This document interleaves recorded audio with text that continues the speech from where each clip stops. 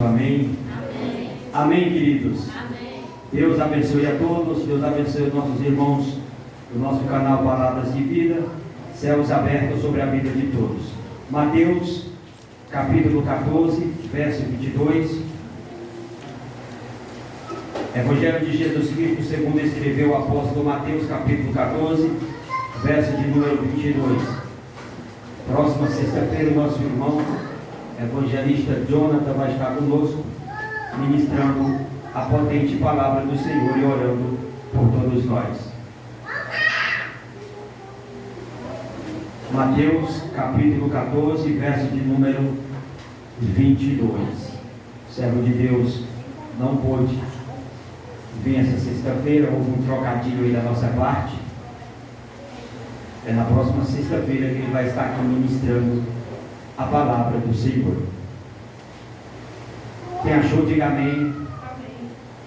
Mateus capítulo 14, verso 22 diz assim: E logo ordenou Jesus que os seus discípulos entrassem no barco e fossem adiante para outra banda, enquanto despedia a multidão. E despedida a multidão, subiu ao monte para orar à parte. Chegada já a tarde, estava ali só. E o barco estava já no meio do mar, açoitado pelas ondas, porque o vento era contrário. Mas à quarta vigília da noite, dirigiu-se Jesus para eles, caminhando por cima do mar. E os discípulos, vendo caminhar sobre o mar, assustaram-se, dizendo: é um fantasma. E gritaram com medo. Jesus, porém, lhes falou logo, dizendo: tende bom ânimo, sou eu, não temais. E respondeu-lhe Pedro e disse: Senhor, se és tu, manda-me ter contigo por cima das águas. E ele disse: vem. E Pedro, descendo do barco, andou sobre as águas para ir ter com Jesus. Mas sentindo o vento forte, teve medo, e começando a ir para o fundo, clamou, dizendo: Senhor, salva-me. E logo Jesus, estendendo a mão, segurou e disse-lhe: homem de pequena fé, por que duvidaste? E quando subiram para o barco, acalmou o vento, e então aproximaram-se os que estavam no barco e adoraram, dizendo: és verdadeiramente o Filho de Deus. Somente até aí, vamos orar. Bendito Deus eterno, soberano e maravilhoso Pai. Deus, aqui está a Tua palavra, ela é a verdade. Santifica-nos na Tua verdade. Venha, Pai Santo e eterno, operar de uma forma tremenda. Venha operar de uma forma sobrenatural aqui nessa noite. Fala comigo, fala com o meu irmão, fala com a minha irmã, fala com o Teu povo de uma forma tremenda aqui nessa noite. A Tua palavra, Santíssimo Deus, ela é poder. A Tua palavra, ela é força. A Tua palavra, ela é glória. Então se revela de uma forma sobrenatural aqui nessa noite. Se revela de uma forma tremenda aqui nessa noite, para a glória do Teu nome. Em nome de Jesus, em nome de Jesus, amém. E amém, Jesus querido. Senta, se você puder aplaudir o Senhor, vai ser comigo.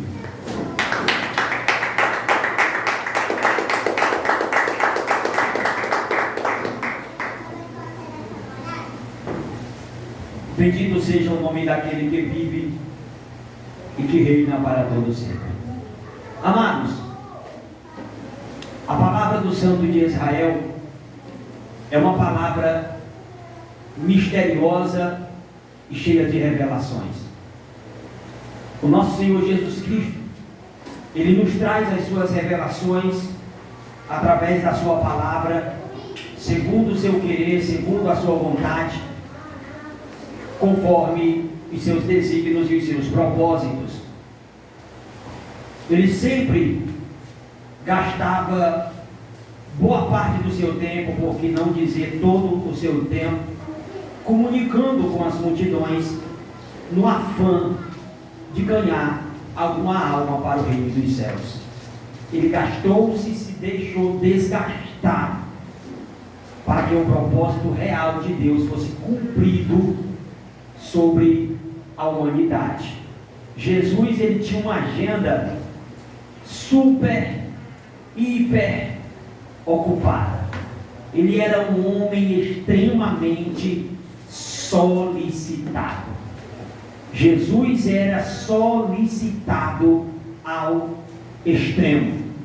Imagine em um cenário em que as doenças elas se proliferavam, elas se multiplicavam de uma forma assombrosa e assustadora, porque a ciência ela não tinha alcançado o patamar de desenvolvimento que alcançou hoje. Então, doenças que eram pequenas e não tão graves, elas alcançavam um alto índice de letalidade por causa da acessibilidade que o povo não tinha à saúde. Então, naquele tempo havia muitas pessoas cegas, havia pessoas mudas, era grande número de pessoas surdas, deficientes físicos, era um número muito grande.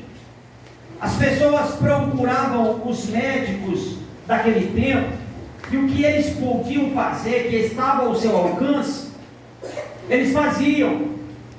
Mas muitas pessoas, elas eram desenganadas porque os recursos se esgotavam.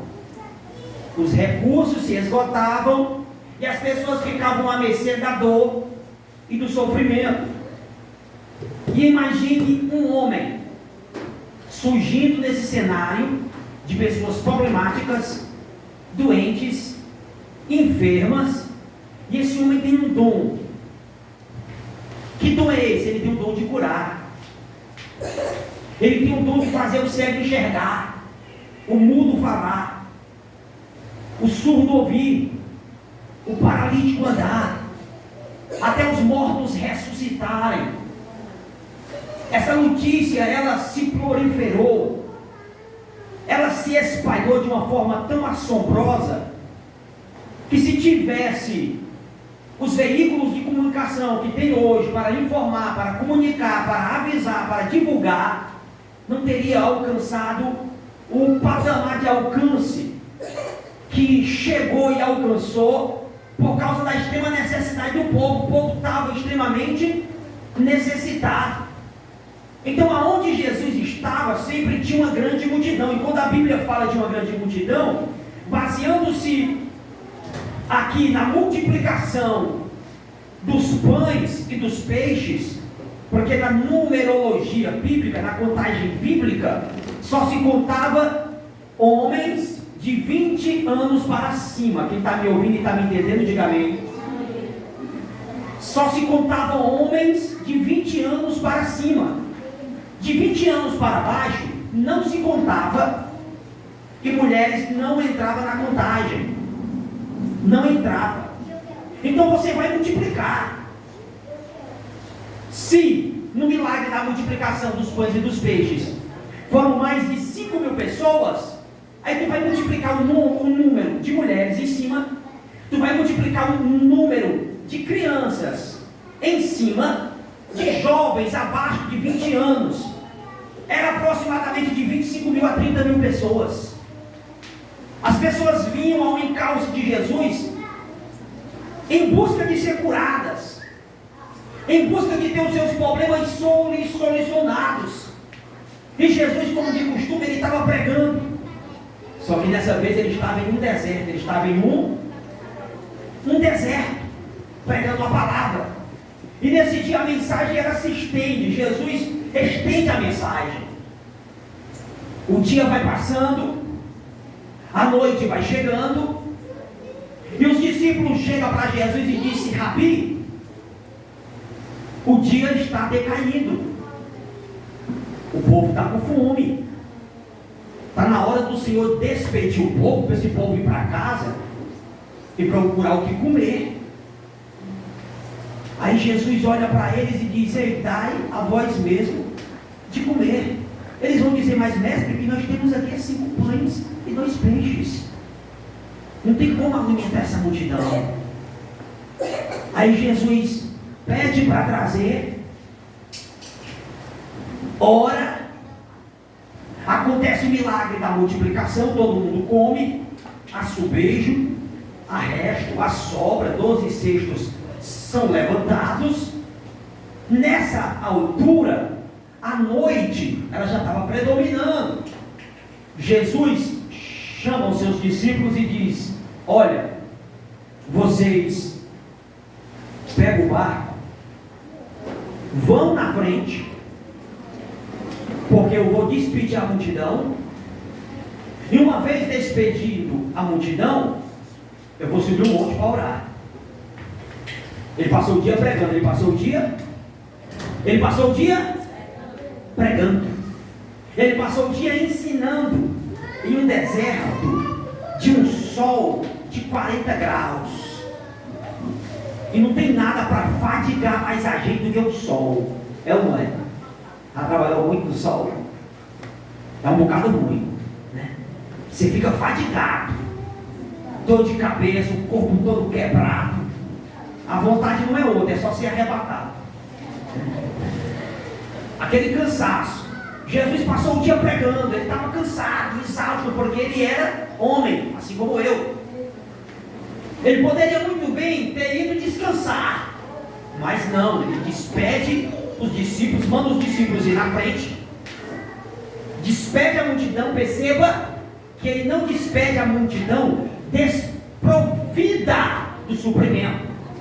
Ele não despede a multidão desprovida do sofrimento, porque o texto vai dizer que naquele mesmo dia Jesus curou inúmeras pessoas. Quem me ouve, diga amém.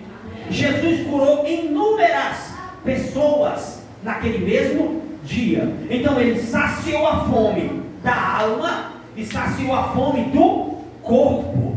Ele não despediu as pessoas desprovidas do suprimento. Primeiro ele atende a necessidade do seu público, primeiro ele atende a necessidade dos seus ouvintes. Uma vez atendendo a necessidade dos seus ouvintes, ele faz tudo de uma forma sistemática. Ele despede os discípulos, manda os discípulos ir na frente, despede a multidão, e ele vai subir um monte para orar. Que exemplo para mim, que exemplo para você. Porque quando nós estamos cansados e fadigados, o que nós queremos é dormir, é descansar. É difícil você tentar orar cansado, é ou não é? Quando você vai orar cansado, você só se lembra da primeira oração: Senhor Jesus, mas você não vai mais não. Quando passou ali 5 minutos, meu irmão, você já está orando sem saber o que você está orando, porque muitas vezes você ora dormindo, foge do sentido, porque você está cansado demais, fadigado. Isso é natural, mas nós temos que tomar o exemplo do nosso mestre e procurar fazer o que Paulo nos falou em 1 Coríntios capítulo 9, versículo 27, que é subjugar o nosso corpo e reduzir ele à servidão, nos sacrificar tomando o exemplo de Jesus e buscar a presença do Pai em constante, em assídua oração, mesmo cansados, mesmo fadigados, mesmo a nossa matéria pedindo para nós dormir, pedindo para nós deitar, pedindo para nós descansar, mas nós temos que extrair, arrancar a força da nossa fraqueza, dobrar os nossos joelhos e procurar falar com o Pai em oração, porque com certeza, mais do que absoluta, de joelhos dobrados, olha para mim por gentileza, olha para mim, de joelhos dobrados, você nunca vai perder tempo, nunca. Você perde tempo na frente da televisão assistindo o que não presta. Você perde tempo fazendo coisas frívolas, banais, insignificantes, que não vai acrescentar absolutamente nada na sua vida. Mas de joelhos dobrados, diante do soberano, diante do Pai das luzes, diante do grande, tu não perde tempo. Pelo contrário, os teus dias serão acrescentados. Você não perderá, você ganhará. Se você for sábio, Jesus aqui já nos dá uma lição. Ele sobe um monte e ele vai buscar, ele vai orar, ele vai clamar, e a sua oração, ela é estendida. Ele começa a orar aproximadamente às 18 horas, que é a primeira vigília da noite. Ele começa a orar às 18 horas, a oração se estende, transpassando as 3 da madrugada, no início da 4ª vigília da noite, que é depois das 3 da madrugada, é que Jesus desce do monte e ele vai ao encontro dos discípulos. O barco dos discípulos estava onde? No meio do... Perceba que a Bíblia, ela é rica em nos passar as informações precisas. O barco estava no meio do mar e ele estava sendo açoitado pelas ondas. No meio do mar, açoitado pelas ondas, e Jesus vai chegar exatamente no momento que os discípulos mais estavam precisando dele. Jesus vai chegar exatamente no momento que os discípulos estavam precisando mais deles. O mistério e o segredo é que Jesus chega sem avisar. Jesus chegou sem avisar. Eles estavam no meio do mar, aflitos, angustiados, porque o barco estava sendo perturbado pelas ondas. Eles já estavam querendo entrar em desespero, quando o mestre, ele se apresenta. Imagine aquela cena, 4ª vigília da noite, 3:30 para 4 da madrugada, um barco no meio do mar, e você vê um homem andando por cima das águas. A pergunta é: os discípulos, eles foram medrosos ao extremo? O que aconteceu com eles foi uma reação natural. Qual seria a sua reação se você estivesse no meio do mar, em um barco, e você visse um vulto andando em cima das águas? Tu ia dizer que era o quê? Tu ia dizer que era o super-homem? Com certeza também você ia ter a mesma atitude, olha lá, se não tivesse pior. Porque tem crente que quer dar um dia espiritual demais e quer repreender o que é só o que você vê, né? Quando você vê esse daí, pode ter certeza que é os mais medrosos. Na hora que vai pegar, na hora que o negócio mesmo aperta, é os mais medrosos. Os discípulos tiveram uma reação natural. Jesus tinha falado que ia, só que eles estavam em um momento de angústia. Eles estavam em um momento de aperto. O barco estava sendo açoitado. Talvez eles já tinham até se esquecido que Jesus tinha falado que ia ao encontro deles. Tenha certeza mais do que absoluta, quando Jesus falar que vai ao teu encontro, descansa o teu coração, porque Ele não vai deixar não vai deixar você perecer no meio da escuridão da noite. Se Jesus falar que vai ao teu encontro, descansa o teu coração. Jesus não vai deixar você perecer no meio da escuridão da noite.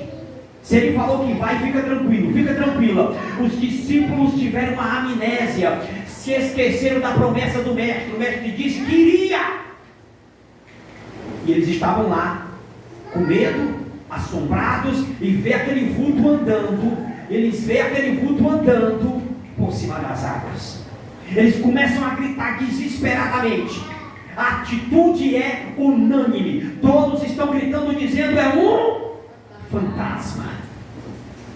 Quando Jesus percebe que o medo, ele toma de conta do coração dos discípulos de uma forma tão avassaladora que poderia prejudicar a vida dos discípulos, Jesus, aonde ele estava, a Bíblia não fala a distância, a Bíblia diz que Jesus grita: ei, não temais, sou eu. Aonde eles estavam, eles escutam a voz do mestre, apaziguando aquele medo, aquela angústia, aquele desespero. Porque o medo, quando ele excede, ele afeta profundamente a nossa vida. É no medo que as pessoas tomam decisões irracionais e impensáveis. e acabam fazendo aquilo que não deveria ter feito, porque perderam a capacidade de raciocinar, e no meio do desespero saíram atirando no escuro, sem saber o que estavam fazendo, apenas fazendo, porque o medo tomou conta do coração e da mente delas. Jesus, ele bloqueia logo o medo dos discípulos, bradando com a sua voz acalmadora, apaziguadora, dizendo: ei, não tem mais, sou eu. Quando Jesus grita: não tem mais, sou eu, os discípulos imediatamente aquietam-se, acalmam-se. E uma vez eles se acalmando, o apóstolo Pedro, que era o mais intérprete, o mais ousado, ele toma uma atitude corajosa. Muitas vezes nós criticamos Pedro, muitas vezes nós somos infelizes em olhar apenas para os defeitos de Pedro, e se esquecemos de apontar as suas distintas qualidades, porque ninguém teve a coragem que ele teve, ninguém foi ousado como Pedro foi ousado, ninguém foi corajoso como ele foi corajoso. De longe mesmo, eles não estavam reconhecendo que verdadeiramente era Jesus. É tanto que Pedro diz assim: mestre, se és tu mesmo, faz com que eu vá ter contigo por cima das águas. Jesus, da onde ele estava, ele diz: vem. Pedro, olhando para Jesus, focando nele, Pedro, focando na pessoa bendita de Cristo Jesus, ele desce do barco e dá o primeiro passo naquelas águas como se fosse em terra firme. Ele sai andando corajosamente por cima daquelas águas. Só que, dado o momento, Pedro, ele deixou de olhar para Jesus. Ele deixou de olhar para quem? Para Jesus. E uma vez deixando de olhar para Jesus, ele começa a olhar para o vento que estava soprando rapidamente. Ele começa a olhar para a turbulência do mar. O mar estava um pouco agitado ainda. Pedro deixa de olhar para Jesus e olha para o vento, olha para o mar. E é aí que se encontra o fracasso de muitos. Deixou de olhar para Jesus, automaticamente ele começou a afundar. Ele deixa de olhar para Jesus. Perceba que enquanto Pedro está olhando para Jesus, ele está andando por cima das. Você não entendeu? Enquanto Pedro, ele está olhando para Jesus, ele está andando por cima das águas. O mar está agitado, o vento está forte, há uma tempestade ali. Só que Pedro está andando por cima da tempestade, porque ele está olhando para Jesus. Ele está olhando para Jesus. E ele começa a afundar, porque ele deixa de olhar para Jesus. Eis o motivo de muitos estarem afundando no oceano da vida. Eis o motivo de muitos estarem afundando no oceano da vida, porque estão deixando de olhar para Jesus. Em nenhum lugar da Bíblia você vai ver o Senhor nos mandando olhar para terceiros. Olha para o teu irmão e segue firme. É assim que diz a Bíblia? Foca no pastor, olha para o pastor vai te salvar. É assim? É assim? Olha para a placa da igreja, olha lá, coloca os teus olhos na placa da igreja que tu vai ser salvo. É assim?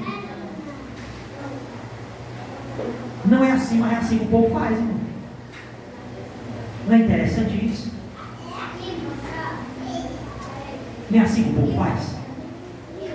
Jesus deixou bem claro, olhai para mim, vós todos os confins da terra, olhai para mim e sereis salvo. O escritor dos Hebreus vai ser enfático em dizer que nós temos que olhar para Jesus, autor e consumador da nossa.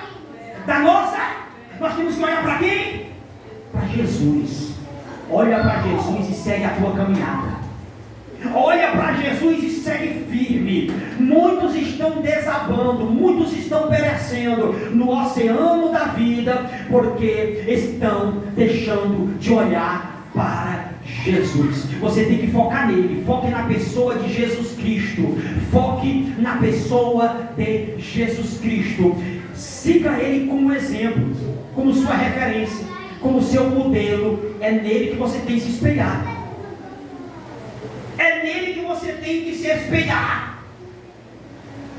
Olha o que é que a Bíblia nos fala concernente à pessoa de Jesus Cristo. Olha o que é que a palavra ela nos revela concernente à pessoa de Jesus Cristo.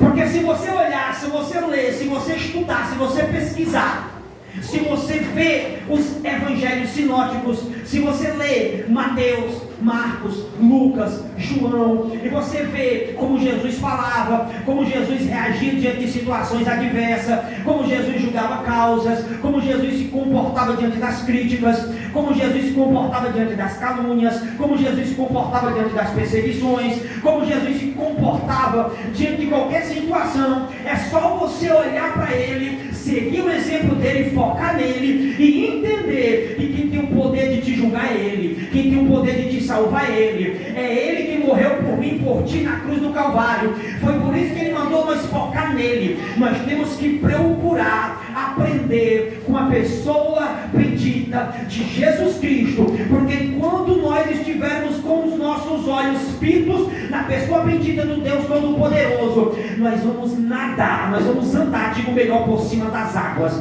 nós vamos passar no meio do vale, nós vamos atravessar deserto, nós vamos enfrentar a cova de leões e vamos sair ilesos. Entenda e compreenda: a força não é tua, é dele. O poder não é teu, é dele. A graça não é tua, é dele. Tudo vem dele, tudo é dele, e para ele são todas as coisas. O mistério está aí. Se eu fosse contar aqui exemplo de pessoas que eu já encontrei,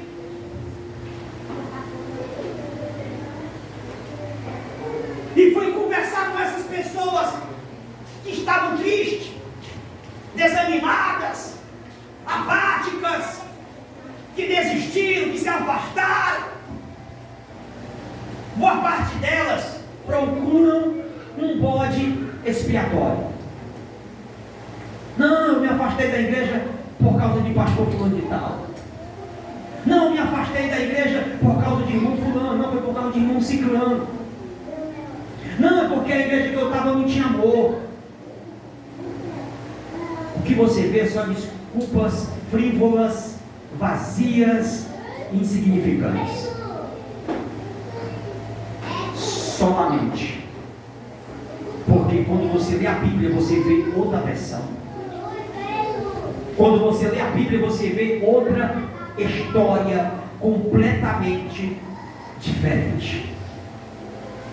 É por isso que nós temos que procurar ensinar os servos de Deus e as servas de Deus se colocar na total e completa dependência de Deus. Se colocar na completa e total dependência do Senhor. Se coloque na total e completa dependência de Deus, que você vai ver coisas sobrenaturais acontecendo. Você vai ver fenômenos, coisas inexplicáveis acontecer. Quando tu pensar que o teu barco vai afundar, quando tu pensar que os tubarões da vida, eles vão te tragar, te devorar, o mestre vai chegar e te socorrer no ápice da tua dor. Ele vai chegar e te livrar. Ele vai chegar e vai te sustentar, vai te amparar, vai te dar o escape. Agora, para que isto aconteça, os teus olhos têm que estar fitos nele. Os teus olhos têm que estar fitos em quem? Nele. Enquanto Pedro estava olhando para Jesus, o que estava acontecendo? Ele estava andando tranquilamente em cima daquelas águas, olha. Tranquilão, andando em cima das águas, desafiando a lei da física e da gravidade, andando por cima das águas. Preocupação era zero, porque foi Jesus que mandou, e ele estava com os olhos fitos nele. Ele estava com os olhos fitos em quem? Nele. Pronto. Faça isso. Faça isso. Siga a sua caminhada com os olhos fitos na pessoa bendita de Cristo Jesus. Está aqui a receita. Está aqui o segredo. É só você prosseguir com os olhos fitos nele, que com certeza ele vai se responsabilizar por tudo. Por tudo. Ele vai ser o teu amparo. Ele vai ser a tua torre forte. Ele vai ser o teu amigo. No momento que todos te desampararem, te abandonarem, te deixarem, Ele vai conduzir os teus passos quando você estiver perdido. Ele vai te dar sabedoria quando te faltar entendimento e compreensão. Ele. Coloca esse objetivo no teu coração. Coloca esse propósito. Fixa no teu coração hoje. Fixa no teu coração hoje. Eu vou olhar só para Jesus. Eu vou focar nele. E vou seguir. Firme e forte. E com certeza, com a ajuda dele, eu vou chegar lá. Quem crê que tu vai chegar lá, diga amém. Quem crê que tu vai chegar lá, diga glória a Deus. Aplaude bem forte o Senhor Jesus Cristo. Deus abençoe a todos em nome de Jesus Cristo. Dá uma pausa, por favor. Fique em pé no nome de Jesus, todos em pé.